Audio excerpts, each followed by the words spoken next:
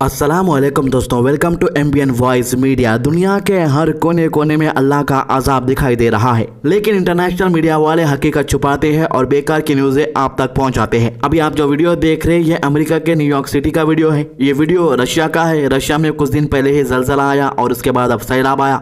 और ये जो वीडियो आप देख रहे हैं सऊदी अरब का वीडियो है। अब आप सोच रहे होंगे कि भाई ये वीडियोस कब के हैं। एक हफ्ते के अंदर के सारे वीडियो जितने भी आप इस वीडियो में देखेंगे सिर्फ एक हफ्ते के अंदर के वीडियोस है।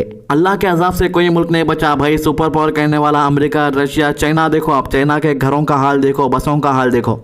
ये मैक्सिको का वीडियो है। मैक्सिको के अंदर भी जो है सैलाब आया, गाड़ियां मार लेके चल जा रहे पानी के साथ। तो दुनिया के हर कोने से आवाज उठ रही है, चीख पुकार और तबाही की तस्वीरें आ रही है। चाहे वह न्यूयॉर्क हो या रशिया हो, चाइना हो या सऊदी अरबिया, हर जगह बारिश ने ऐसी तबाही मचाई है कि इंसान का बस चलना मुश्किल हो गया है। बे स्ट्रीट, स्टेटन आइलैंड, न्यूयॉर्क में इतना पानी भरा कि लोग अपने घर छोड़कर भागने पर मजबूर हो गए।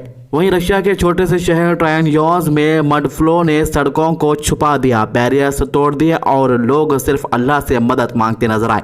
चाइना के निंगबो में ट्रॉपिकल स्ट्रॉम कोमे ने सारी सिटी को डूबने पर मजबूर कर दिया। सऊदी अरब के अबहा शहर में तूफानी बारिश ने सब कुछ भिगो दिया और लोग आसमान की तरफ देखकर कह रहे या अल्लाह रहम कर। ये सब कुछ हमें सिर्फ एक पैगाम देता है, अल्लाह के अजाब से कोई नहीं बच सकता। ना अमेरिका जैसा सुपर पावर, ना रशिया, ना चाइना और ना कोई और। दुनिया के सबसे पावरफुल देश भी जब अल्लाह के अजाब के सामने आते हैं तो उसकी ताकत घमंड मिट्टी में मिल जाते हैं। अल्लाह ताला कुरान में फरमाता है सूरह अल अनम आयत 65 में, कहो कि वो तुम पर ऊपर से या तुम्हारे पाँव के नीचे से अजाब भेज दे या तुमको फिरकों में बांट देकर एक दूसरे के जख्म चुकाए। देखो हम कैसे आयात को तफसील से बयान करते हैं ताकि लोग समझे। यानी अल्लाह जब नाराज होता है तो अजाब भेजता है या नहीं तो फिरकों में बांट देता है। अब एग्जाम्पल अपने इंडिया का हाल ले लो भाई, क्या हो गया, फिरकों में बटे हुए है हम लोग 30 करोड़ बोल के अपन लोग शान से बोले थे कि हमारी आबादी इंडिया में 30 करोड़ है। कभी गौर करके सोचिए आप लोग कितने एमपी हैं अपने पार्लियामेंट में? 10 भी नहीं है भाई। 1 करोड़ की तादाद, एक एमपी भी बना है तो 30 एमपी तो अभी मेंबर ऑफ पार्लियामेंट रहना ना अपने। 30 में से 10 भी नहीं है और फिरकों में बटे हुए हैं। अल्लाह ताला बोल रहा है कि जब मैं नाराज होता हूँ तो फिरकों में बांट देता हूँ। आज देखो एक दूसरे की टांग खींचने में लगे हुए हैं। अगर से एक मुसलमान इलेक्शन में खड़ रहा, एमएलए बनने के वास्ते खड़ रहा या एमपी बनने के वास्ते खड़ रहा, तो उसको हराने के वास्ते दिन रात साजिशां कर रहे। और साजिशां भी कौन कर रहे? अपने खुद के लोग कर रहे। वो भी यानी अपने खुद के लोग नहीं चाहते कि कोई मुसलमान मेंबर ऑफ पार्लियामेंट बने या कोई मुसलमान एमएलए बन जाए या कोई मुसलमान कॉर्पोरेटर बन जाए। जरा देखो आप नॉर्थ इंडिया का हाल तो डेली देख रहे होंगे आप लोग, आसाम में कैसा जुल्म हो रहा। आलम यह हो गया कि कोई भी जो है बंगाली लैंग्वेज बात करा तो उसको लिख जाके जेल में डाल दे रहे। तो बांग्लादेश का है, बल्कि एक बेचारे का वीडियो देखा था मैं, 3 दिन से कुछ भी नहीं खाया, बल्कि आंखों में से पानी आ गया मेरे। अपना कैसे गुजारा चला रहे हैं? बहुत मुश्किल है गुजारा करना। 3 दिन तक तो खाना भी नहीं खाया था मैंने। मैं तो खुद भाई के टेंशन में हॉस्पिटल एडमिट हो गई। खाना भी नहीं खाया, बच्चा लोग भी भूखा था। रोइए हम। तो तुम्हारा अरब मुल्कों के अंदर जो हो रहा है इसकी बड़ी फिक्र रहती। रशिया में क्या हो रहा, बड़ी फिक्र रहती। अरब मुल्कों में ऐसा हो रहा नहीं होना भाई, बहुत जुल्म हो रहा मुसलमानों पे। लेकिन अपने खुद के अंदर मुसलमान 3-3 दिन से खाना नहीं खाए। बात करते हुए आंखों से आंसू निकल रहे। दिल्ली में इन्हों ऑटो चलाते तो बस इनको इसलिए पकड़ के लेके गए, कई को बोलते हैं ना बंगाली लैंग्वेज में बात कर रहे थे, कहते अरे तो बांग्लादेश का चल बोल के लेके चले गया। अब पकड़े से वाला खाना तो भी देना ना भाई, खाना भी नहीं दिया इनको, 3 दिन तक भूखा रख के छोड़ दिया। जरा सोचो अपने ऊपर कोई तरस खाने वाला नहीं है। चलो नॉर्थ इंडिया के मुसलमानों के ऊपर जुल्म हो रहा, लेकिन अल्हम्दुलिल्लाह साउथ इंडिया के मुसलमानों को अल्लाह ताकत दिया, दौलत दिया, हर चीज से अल्लाह नवाजा मुसलमानों को। साउथ इंडिया के बिल्डिंग है, हर एक के पास गाड़ियां हैं, बंगले हैं और दौलत बढ़ते जा रही। और दूसरी तरफ मुसलमान 3 दिन से खाना नहीं खाया, इनकी फिक्र किसको भी नहीं है। एक भी मीडिया वाला चैनल वाला नहीं डालता अब ये न्यूज को। कई को बोलते उससे फायदा नहीं है ना भाई, उसको फायदा किससे है? अरे भाई ने आगे कैसा बढ़ गया, उसको कैसा टांग खींच के नीचे उतारना, उससे फायदा है। और नफरत इतनी ज्यादा बढ़ गई कि एक मुसलमान ट्रेन में पहली बार बैठा तो बेचारा बोला कि मेरे को अनकंफर्टेबल फील हो रहा, तो उसको एक अनभक्त भैरी मार देता सबके सामने। महाराष्ट्र का आलम तो ये हो गया कि महाराष्ट्र के एक गांव में मस्जिद के ऊपर चढ़ के भगवा झंडा फहरा दिए ये लोग। एरिया की डिटेल्स भी आ गई अपने पास। यवंत गांव, दौड़ तालुका, पुणे, महाराष्ट्र। हिम्मत देखो भाई, कानून हाथ में नहीं लेना बल्कि अपन को बोलते, लेकिन खुद कानून हाथ में लेके भगवा झंडा लेके मस्जिद के मीनार के ऊपर चढ़ के भगवा झंडा फहरा देते।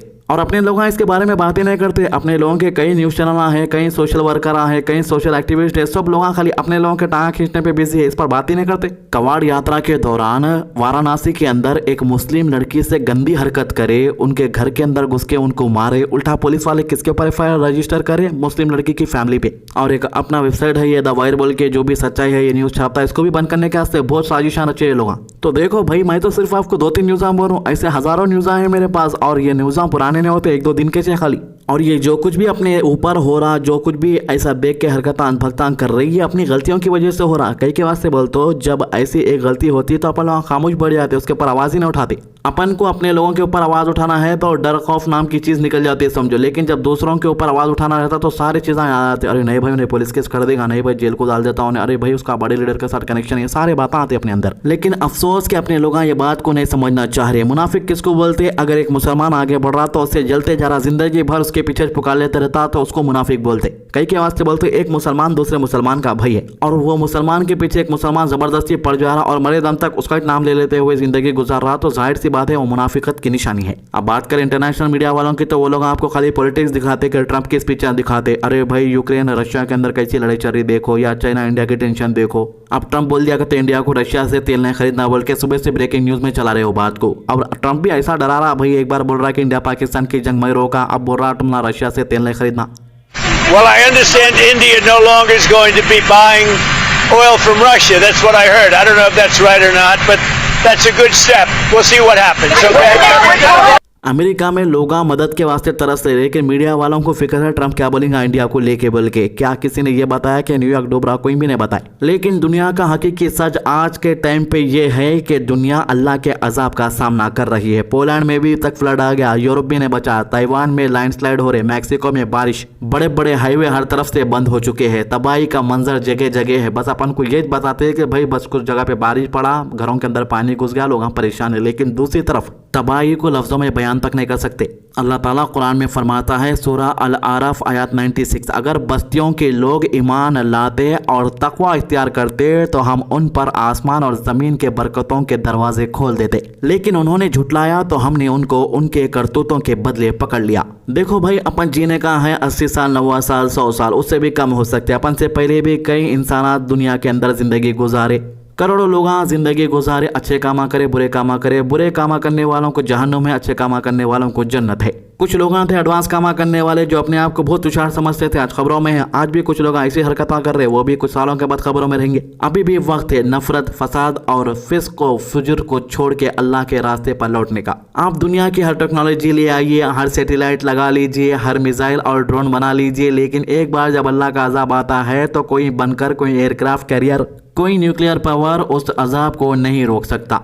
काफ़ी लोगों के कमेंट ये रहते हैं कि भाई मैं परेशान हूँ, भाई फलानी जगह पे ऐसा हो रहा, उन लोग परेशान हैं। अल्लाह ताला कुरान में फरमाता सूरह अत-तौबा आयत 51 में, कहो हमें सिर्फ वही कुछ होता है जो अल्लाह ने हमारे लिए लिख दिया है, वही हमारा मौला है और मोमिनीन को उसी पर भरोसा करना चाहिए। तो क्या अब भी वक्त नहीं आया कि हम अल्लाह की तरफ पलट कर दुआ करें, नमाजों का एहतमाम करें, गुनाहों से तौबा करें और इंसानियत के लिए कुछ करें। जवान लड़कियां गैरों के साथ फिर रहे, भाई ओयो तक का सफ़र तय कर ले रहे। अपने बच्चों को कुरान सिखाए, नमाज की आदत डालिए और अपने एक्शन से अल्लाह को राजी करिए। तो ये थी आज की अपडेट। हमारे चैनल को सब्सक्राइब कीजिए, वीडियो को ज़्यादा से ज़्यादा शेयर कीजिए। अल्लाह हाफिज़।